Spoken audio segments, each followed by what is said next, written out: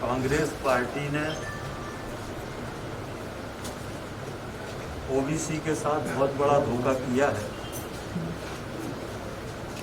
और इस कारण से ओबीसी को अभी तक 27% आरक्षण नहीं मिल पाया है। ये विधेयक की कॉपी है जो विधानसभा में कांग्रेस सरकार लेकर आई थी। इसमें कितनी गलत जानकारी दी गई है, इसको अगर आप देखेंगे तो इसमें लिखा हुआ है कि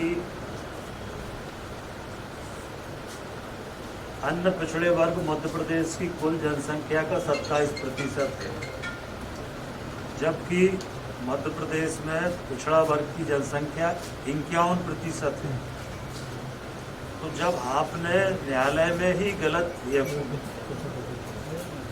विधानसभा में ही गलत विधेयक पेश किया और न्यायालय में गलत जानकारी दी, इस कारण से ओबीसी के आरक्षण पर न्यायालय में स्टे हुआ और स्टे होने के बाद स्टे के समय भी इनके जो एडवोकेट जनरल थे उस समय सरकार के, वो उपस्थित नहीं हुए और इसके साथ साथ 1.25 साल तक सरकार की तरफ से कोई प्रयास नहीं हुए कि ओबीसी को आरक्षण मिले।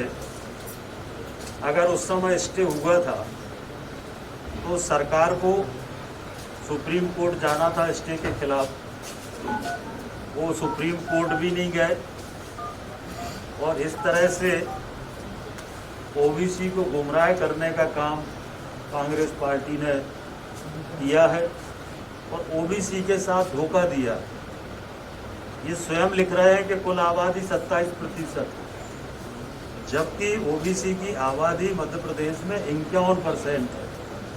तो जब आप खुद ही विधेयक में गलत जानकारी दे रहे हो तो न्यायालय से तो स्वाभाविक रूप से स्टे होना ही था और इसीलिए भारतीय जनता पार्टी की हमारी सरकार ने, माननीय मुख्यमंत्री जी ने हमारी सरकार बनने के बाद ओबीसी को 27% आरक्षण मिले, इसको लेकर गंभीरता से प्रयास किए।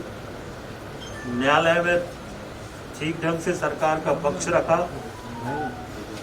मुख्यमंत्री जी के आग्रह पर सॉलिसिटर जनरल स्वयं वर्चुअली कल न्यायालय में उन्होंने अपनी बातें रखी, तथ्य रखे।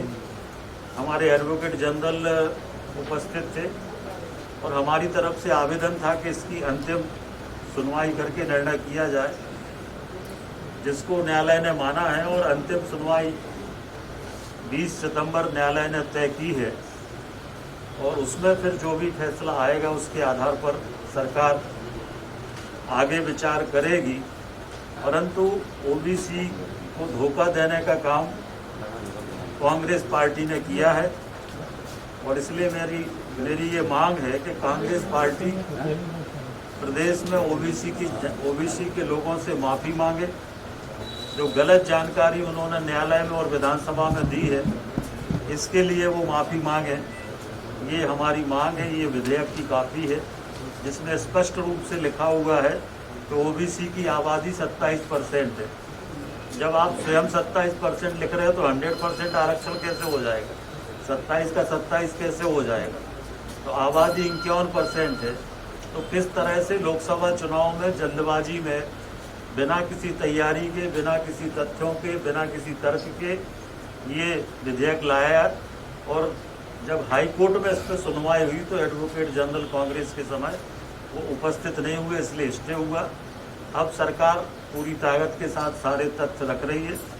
माननीय मुख्यमंत्री जी ने पिछड़ा वर्ग की ठीक स्थिति भविष्य में सामने आ सके, इसके लिए पिछड़ा वर्ग कल्याण आयोग बनाने का काम किया है और वो आयोग सारे राज्य में दौरा करके जो पिछड़ा वर्ग की सामाजिक, आर्थिक, शैक्षणिक जो स्थिति है वो मैं तथ्यों के साथ आने वाले समय में वो रिपोर्ट में आएगा, तो इससे भी हमारा पक्ष मजबूत होगा।